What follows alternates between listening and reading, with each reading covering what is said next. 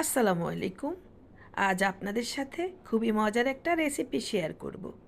Fry pan বা রান্নাঘর কোনোটাই আপনার লাগবে না।